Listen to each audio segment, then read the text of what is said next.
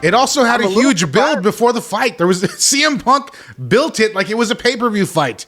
He talked shit for like 20 minutes. So I think that's one of the reasons it's like generated so much interest. Yeah, and as executive vice presidents, bad move. But as wrestlers, when he said, "I'll be walking down the hall after this. If you got something to say, come up to my face," they had to react.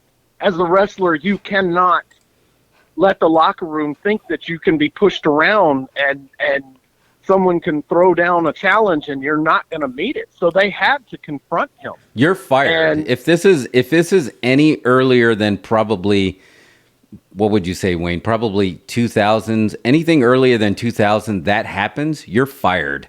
The other way, you're not fired for starting the fight. You're fired for not fighting. Exactly. Yeah. I mean, you have no choice. Whether you're a legit tough guy or strictly a performer, you have to answer the challenge. You're better off getting your ass beat down in a locker room and showing the locker room and the promoter that you're willing to go than to just back down and walk away from the fight.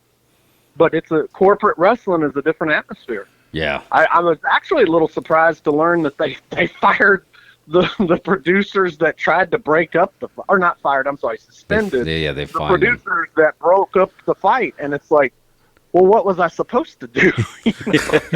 But it's a very HR move. It's just like, everybody suspended. Everybody that was here, everybody that saw it, clean sweep.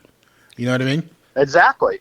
But they're reinstating the people that weren't directly involved in the fight. So at least the locker room can see that the investigation is moving forward and it's being taken seriously. Because everything I'm hearing is that locker room is seriously divided, and there's guys that are their heads are going to explode if CM Punk isn't fired.